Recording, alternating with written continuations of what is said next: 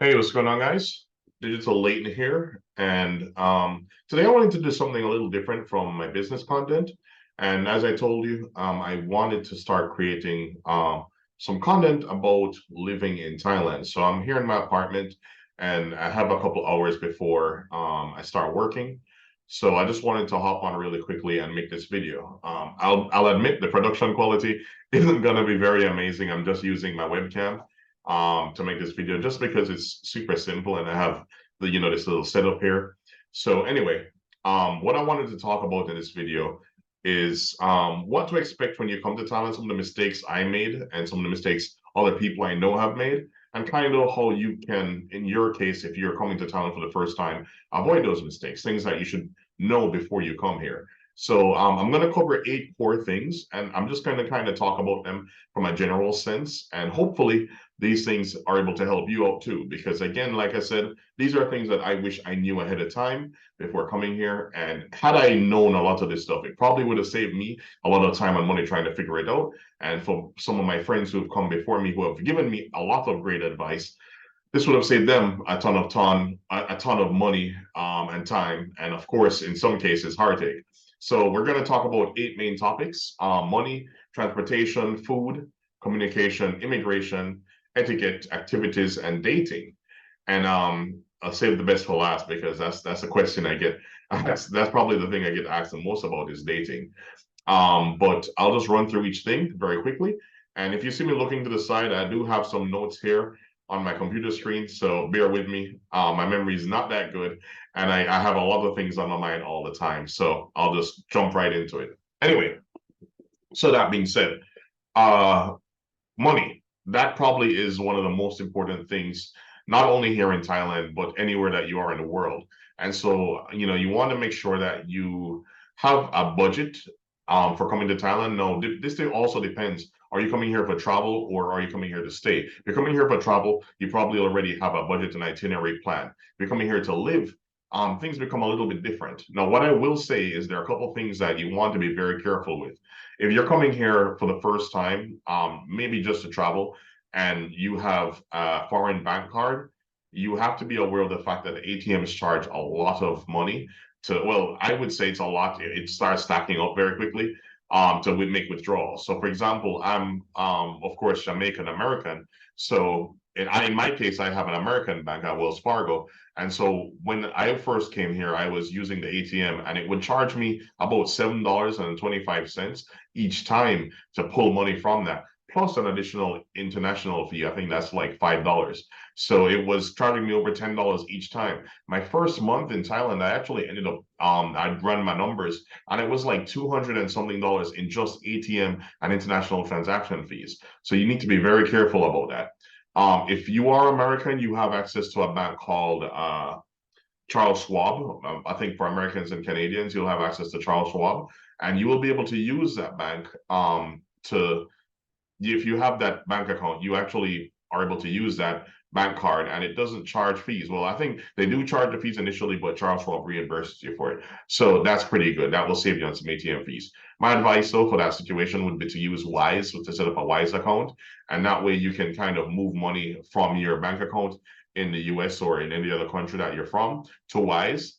And then what will happen is that because Wise counts as an international bank account, you won't have to pay transaction free fees on swipes. You will still have to pay the transaction fees on using the ATM because that's just a Thailand thing. So it's $7 and something, a little change.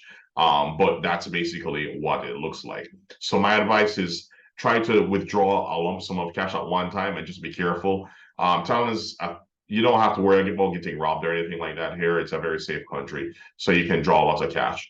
If you're staying here long term, my advice also would be to get a Thai bank account, preferably with K Bank, Bangkok Bank, or SCB, which is Siam Commercial Bank.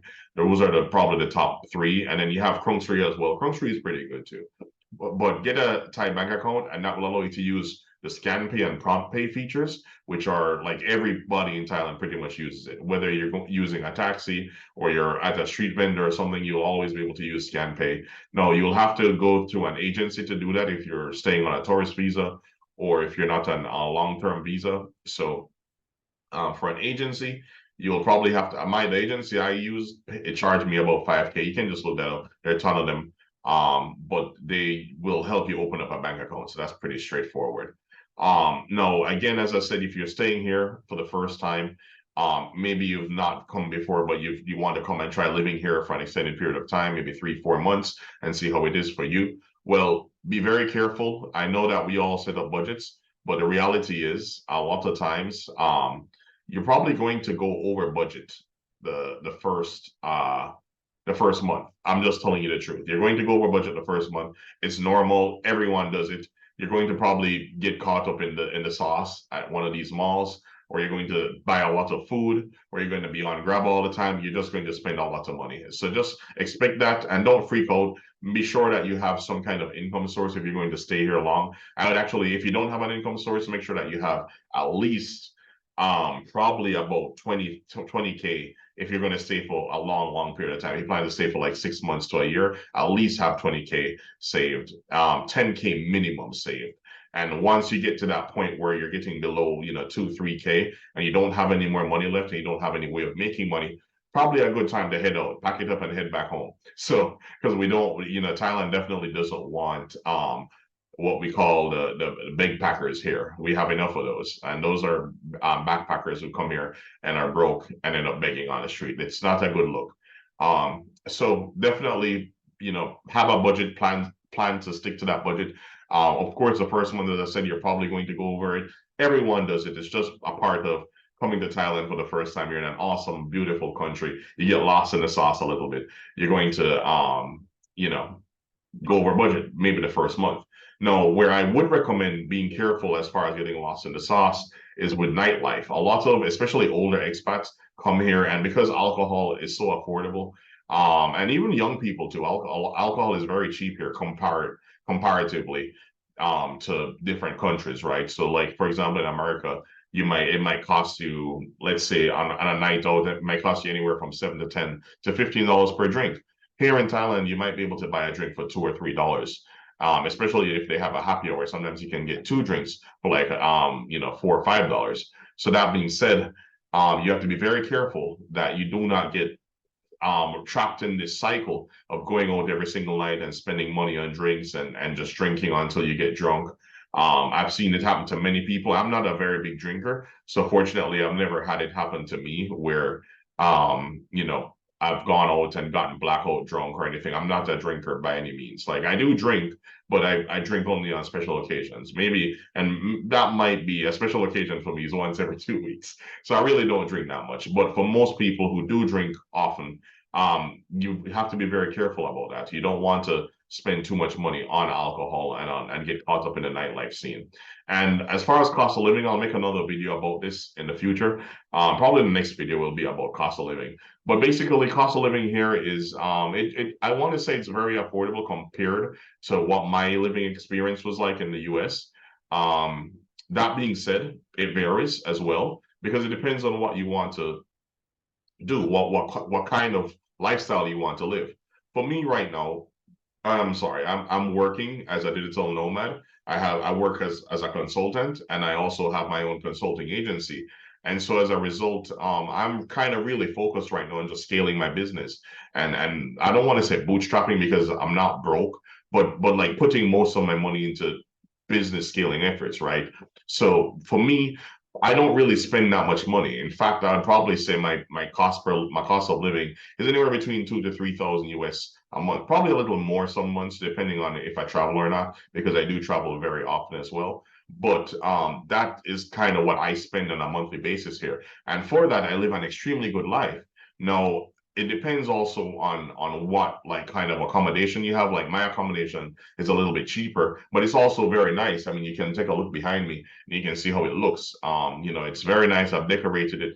I have a very nice place, security 24/7, biometrics, key card entry. Everything is secure parking. It's very safe and very nice, right? Very beautiful grounds, pool, gym, etc., etc.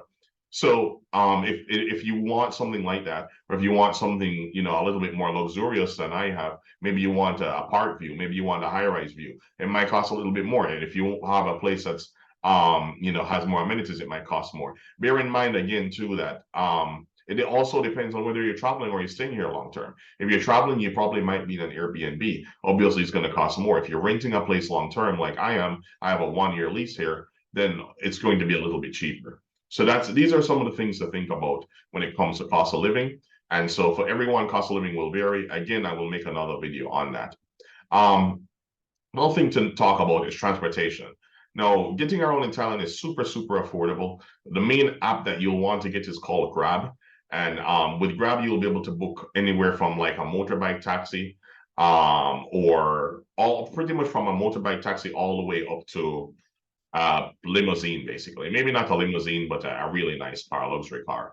And I would recommend using Grab for in the city. I live in Bangkok personally, so moving around the city in Bangkok, maybe in Chiang Mai as well, Pattaya, in Phuket, you're going to be okay to use Grab. Now, where it's going to be a little harder is when you're in more country towns. But most people that come to Thailand, probably for the first time, probably aren't going to be living in country towns.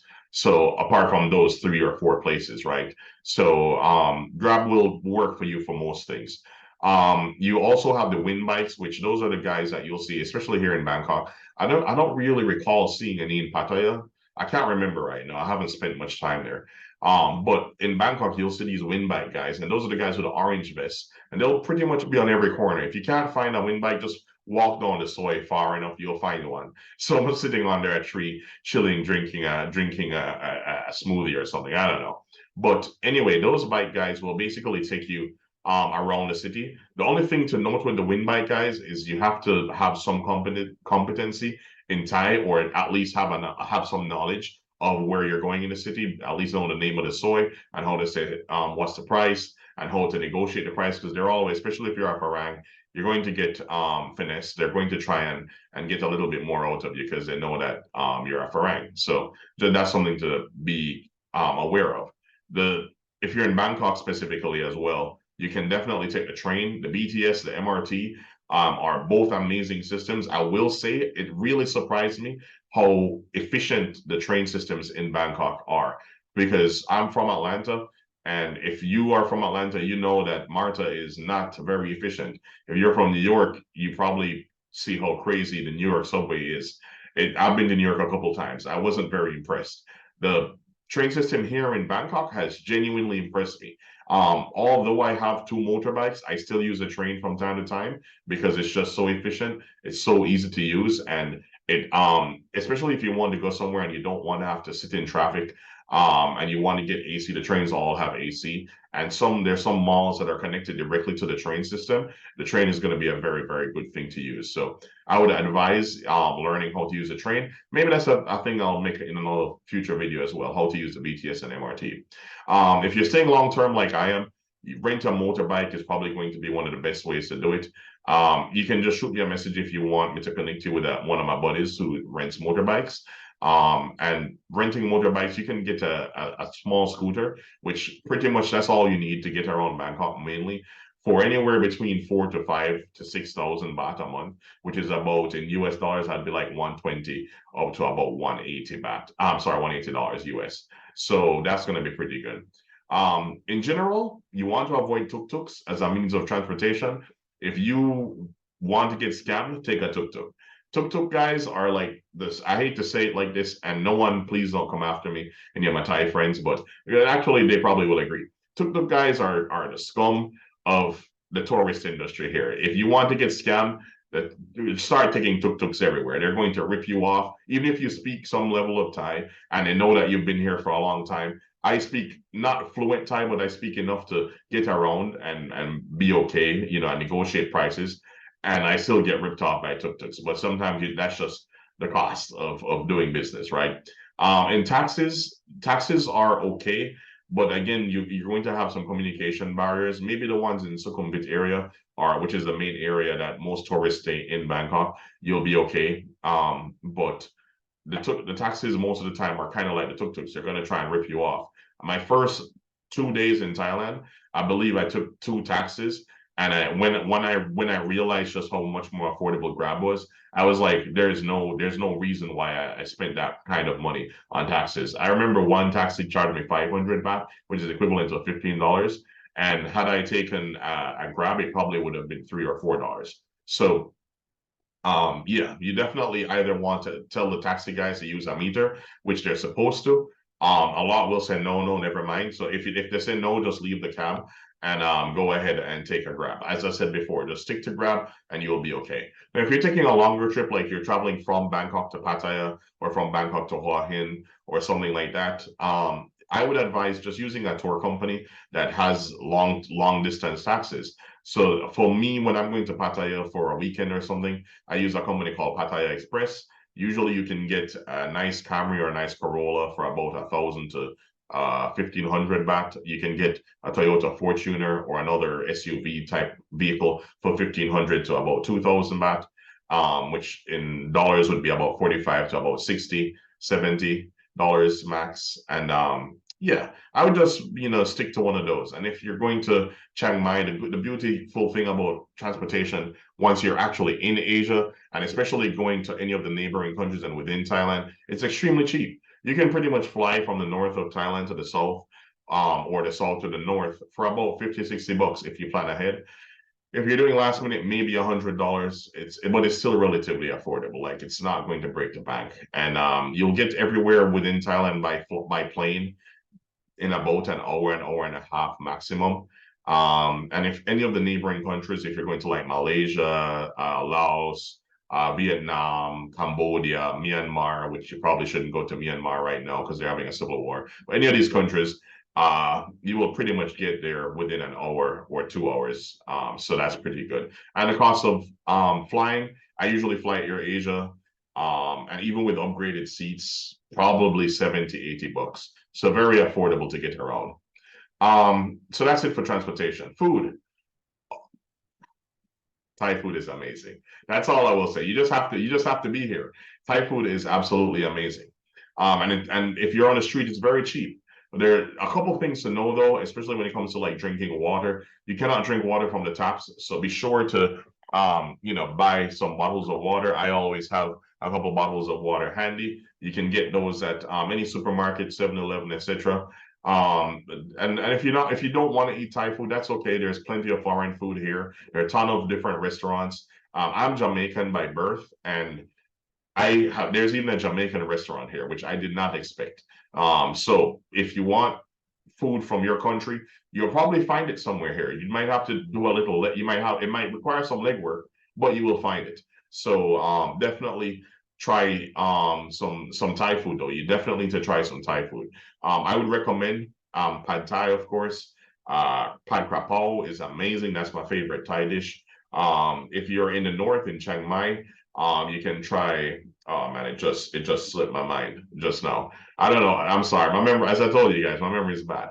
But if you're in Chiang Mai, they have khao soy. There we go. Khao soy, absolutely amazing. You can get Michelin star level khao soy in Chiang Mai for like 50 baht, which is like a dollar and 60 cents maybe. So absolutely amazing food. Everywhere in Thailand that you go, you'll be able to get really good food. And be careful with some of the street vendors. Just take a look around the stall. Maybe try to avoid some noodle spots. I've actually gotten food poisoning twice now, since I've been in Thailand. And I have a pretty strong stomach. So be very careful with that because food poisoning here is not a joke. When you get food poisoning here, you will live in the bathroom for a couple days, and it's not pretty. So be very, very careful with that. Make sure that you're eating from street vendors that look clean. Usually the people that sell fruit, the people that sell smoothies, and the people that sell the kibbeh. I don't remember what to call them right now, but the meat on a stick, the grilled meat. Usually those are okay. Where I've gotten sick a lot are noodle shops, because of the water, obviously, and yeah, mainly noodle shops, and so actually noodle shops and pad thai shops. By noodle shops, I mean noodle in soup, and pad thai, of course, is noodles too. But I've gotten sick from a pad thai guy as well. So be very, very careful about where you eat, and be sure to make sure that the area, the people that you're eating from, look clean. They have facilities to wash their hands, stuff like that. Um, a last resort for food is 7-Eleven.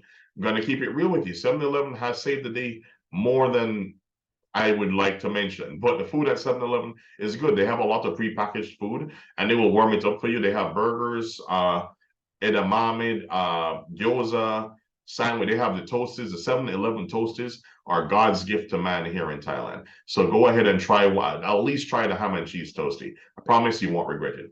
And then if you want to elevate a little bit more from the normal street food to more of a je ne sais quoi, luxury experience, they have Michelin star restaurants here as well. So there are quite a bit of Michelin star restaurants and rooftop bars that have really, really good food.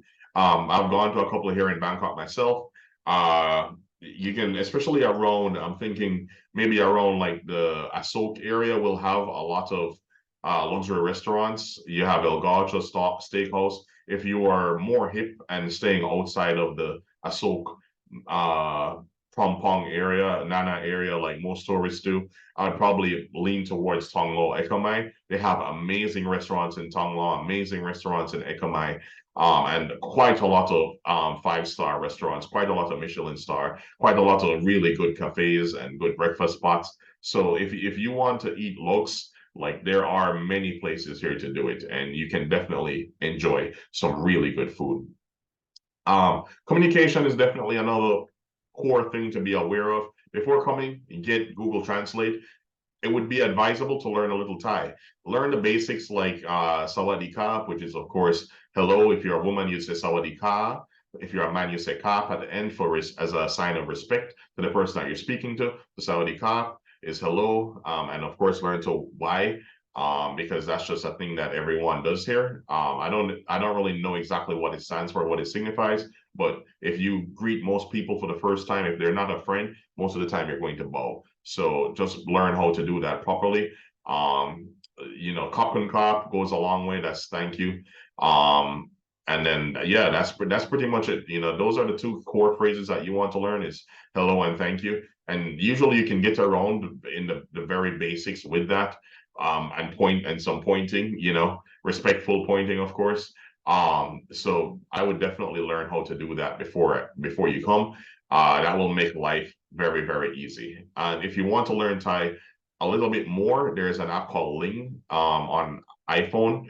I don't know if there's another one on Android. Unfortunately, Duolingo doesn't have Thai, which is very sad because I really like Duolingo's learning system. But Ling is a very good app as well. They have a couple of free lessons, and those free lessons will teach you the basics. The fastest way to learn Thai, in my opinion, is dating a Thai person. I've dated a Thai girl before, and that literally elevated my Thai speaking level very, very quickly. So that would be something to do if you want to learn Thai very quickly. And just, the good thing with communication is that if you can speak a little Thai and you are receptive to learning Thai, it will really help you to be able to make friends here. Because sometimes it can be hard to make friends, especially with the locals, and you don't want to be that guy that only has foreign friends. You want to start integrating yourself into the culture because it will heighten your experience living in Thailand. If you can not only experience the Farang side, but also the local side, you're going to have a much better experience here, and it's just going to be a better time.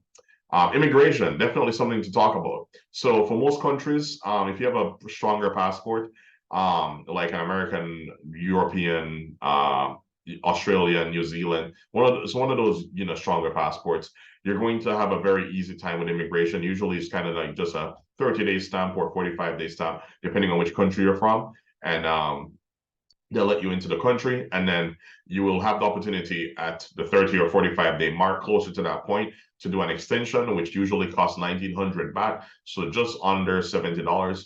And then with that money, you will get another 30 days. Now, if you have an African passport, I'm not gonna lie, it's going to be a little bit harder. I have a Caribbean passport. I'm Jamaican, as I said before. So it's actually, I have to get visas, but it's not that they don't give me too much hassle because Jamaicans don't really give trouble. The Jamaicans that travel anyway don't seem to give much trouble, and there are not many Jamaicans here. So yeah, it's only I only know maybe 3 or 4 Jamaicans here.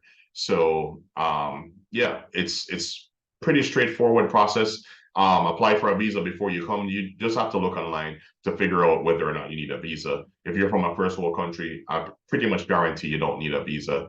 You're probably going to be able to get in on a stamp. Extension, as I mentioned, costs 1,900 baht. If you do get a visa, even if you're from a first world country, you'll get 60 days. And then that 60 days is extendable by another 30 days. So you'll get 90 days combined. So even if I did have a European passport, I'm gonna probably get my American passport in the coming year. But yeah, I would still probably do a visa occasionally, just because it's less hassle. But excuse me, but yeah, it's definitely something to think about when you whether you want to do a stamp or do a visa.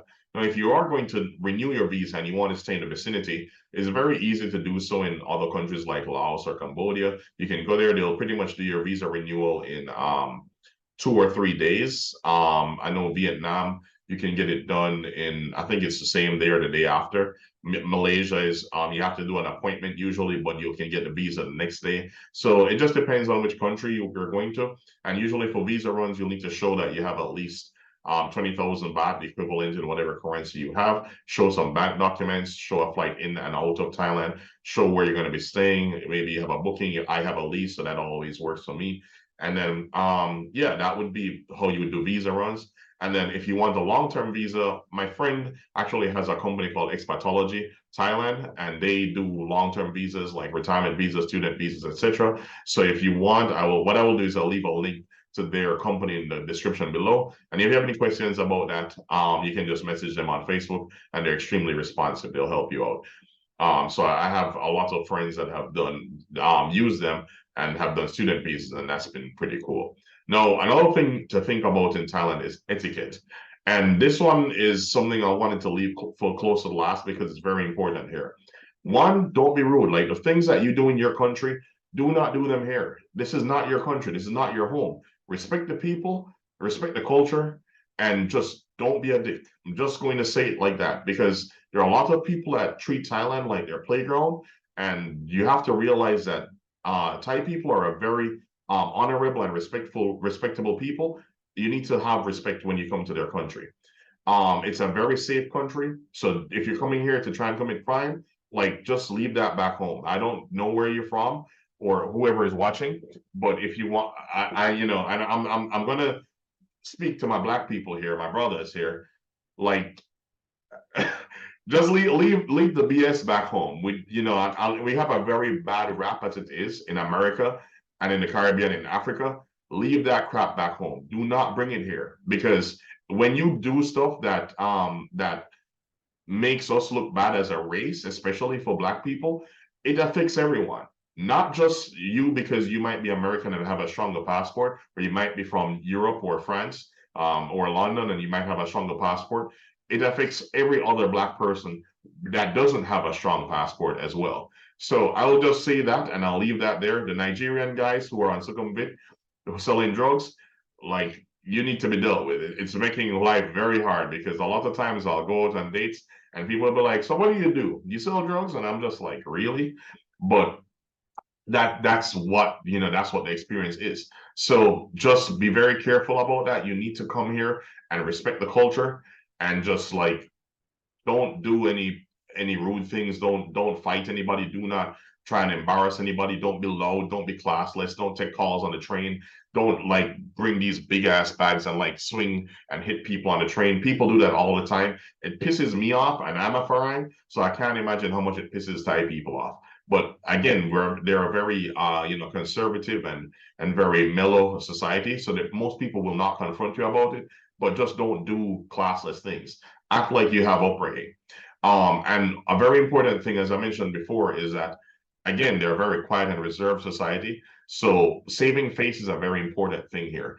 If someone does something to you that offends you, or maybe they step on your toe, or maybe they bump into you or something like that, if it's by accident, or even if it's not by accident, it'd be best to just say it's okay, no problem, and let bygones be bygones. Embarrassing someone in public is probably one of the worst things that you can do here because people do try to save face.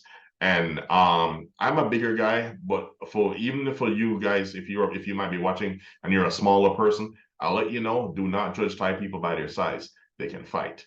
I've done Muay Thai. I've learned Muay Thai here, and my teacher is a very small guy, but he can kick. So I will just say that do not try and get into fights. Do not try and start any commotion. Just let, if someone does something to offend you, just let it be. It's fine.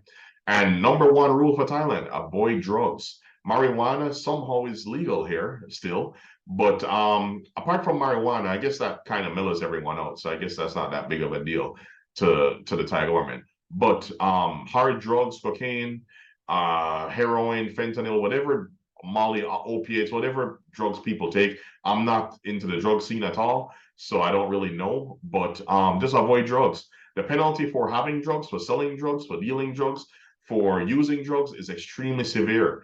And I have seen the inside of a Thai prison myself, not because I went there, just because I wanted to know what it looked like, and I watched some documentaries. I've heard and I've seen, and it is not very pretty.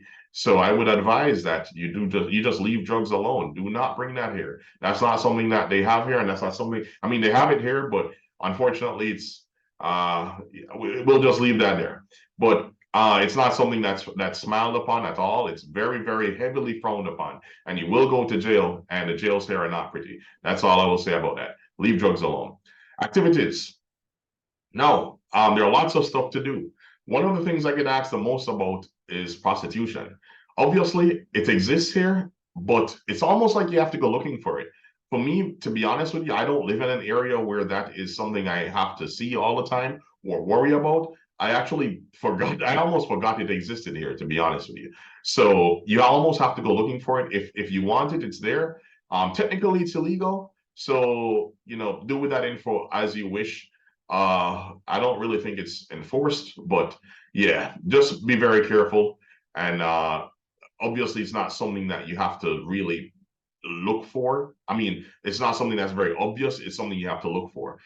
That being said, so now that we've gotten that out of the way, there are many things to do here. Thailand is not just a prostitution country. Like it's there's so much more to this country that people ignore because of that one aspect of Thailand. And what you need to understand is Thailand is a very, very rich culture. They have a beautiful heritage, beautiful people, beautiful food, amazing, delicious food here. It's just everything here is just very, very nice. And there's so much to do here. So elephant sanctuaries, if you're looking to that's probably one of the most amazing things I've done here is I've gone to an elephant sanctuary. They have cooking classes, museum tours, temple tours, boat rides through the city. There are, as I mentioned before, there's a ton of street food and restaurants. There are floating markets, train markets. There's even a market beside the airport where you can eat food and watch the planes take off. So there's just so much to do here. I know I mentioned before, avoid the tuk-tuks, but there are tuk-tuk tours if you'd like to try that. I mean, do it one time, get it out of the way, and don't do it again. That would be my advice. And if you want to like be in the nightlife scene, not in the red light type of thing, but in from a party hangout kind of scene, there are many really nice bars, many really nice nightclubs, a lot of rooftop bars, sky lounges. There's just so much to do here. And again, I know many people when they hear Thailand, they immediately are like, "Oh, you're only going there for the red light district." Again, it's something you almost have to go looking for. Like it's there, but it's not in the very obvious places. Like you'd have to really go looking for that. And there's so much more to this country than that. So definitely come and give it a try. There's so much here to do. No, the last thing I'm going to talk about, which many people ask me about as well, and I'll let this for last because this is probably the most asked about thing is dating.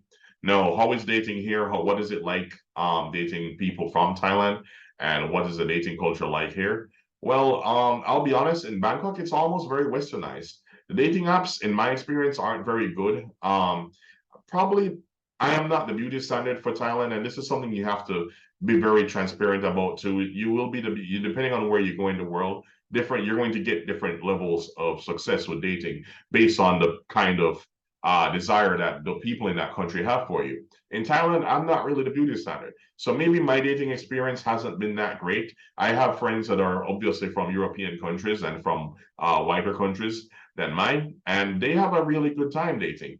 For me, it's been 50-50. I've had some really good experiences and some really bad ones. And for my friends who are from European countries, friends from Canada, other friends from the US that are white as well, and they've had good experiences and bad ones too. So it's going to vary, but the common denominator I've noticed from talking to all my friends and in my own experience too is that most dating apps aren't good. No, that's not to say you won't find a good girl on those apps, but you really have to do a lot of sifting. My advice is to date, and just like back home in America or back home in any other country, a normal girl in a normal place is probably going to be the best way to find a and have a normal relationship. So if you're looking on dating apps, those are probably the girls that are talking to many dudes, and you're probably not going to have a good experience dating a person like that. No, obviously for bar girls, that's an obvious red flag. There's a saying here in Thailand, you can take a girl at the bar, but not the bar out of a girl. So avoid bar girls, avoid working girls. Just like use common sense, right? Like it's the same thing like back home. Don't be a simpleton. You wouldn't date someone who does and engages in sex work. So why would you do it here? It's the same principle, right? And then as far as horror stories, if you look on Reddit/Thailand, you'll probably read tons and tons of Thai dating horror stories. There are tons and tons of Thai dating horror stories on YouTube. So I would just be very aware of these things. Obviously, Thailand is not your country, so you're going to have less protection when it comes to the laws that exist when it comes to certain things like getting married, dating, etc., etc. Just be very careful. The golden rule applies again. Don't be a simpleton, and you probably will be fine. No, in my experience, though, as far as dating, in the successful relationships that I've seen and I've had in my own experience, I have found that the quality of woman here is, and I know that I'll probably rephrase that. I have found that there are more feminine women here. People are much more genuine and much more are very true to themselves here. And so when you do have a good relationship, it's going to be very good. I've had people that have dated cook for me. I've had just friends, maybe not even people that have actually been in a relationship, cook for me, help me around the house, stuff like that. People are very genuine, and obviously you're going to have a very good relationship if you do find a really good person. But I think that goes anywhere, right? No matter where you are in the world, if you find a good person, you're going to have a good relationship. No, the difference is here, you're going to have a lot more opportunity to find a good person, because back in the West, as we know, for most men, dating is very skewed towards the female side. And obviously you might not have a very good, it's going to be very hard to find a good woman, is what I'm saying, in Western countries. Here in Thailand, it's going to be much easier to find one. No, in Bangkok specifically, it might be a little harder because, again, there's so much tourists here and so much Western ideology here. But if you go out in the countryside, in pretty much 2 out of 3 girls will be a good candidate for dating. The obvious thing that you have to worry about though is a language barrier. But if you're willing to learn some Thai and you're willing to adapt to the culture, then you're going to have a good time.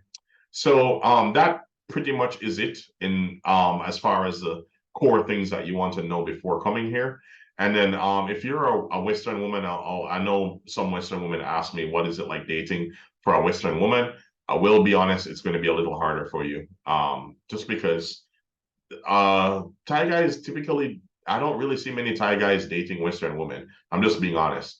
So you might have a harder time, and Western women have a different ideology from people here. So you might have a really hard time, finding someone who is willing to deal with certain things from the West. So that's all I'll say about that. But I've been talking for a while now, so I'm gonna go ahead and wrap it up. If you do like this video, feel free to drop a like, subscribe, and if you have any questions, leave them in the comments. I'm willing to answer all these questions as much as possible. And if you want to ask me anything and get a much faster response, I do have an Instagram, Digital Leighton. I'll leave it in the description as well, and you can feel free to reach out. Thanks so much for watching, guys. Feel free to drop a like, a sub, and I'll see you in the next video. Take care. Peace.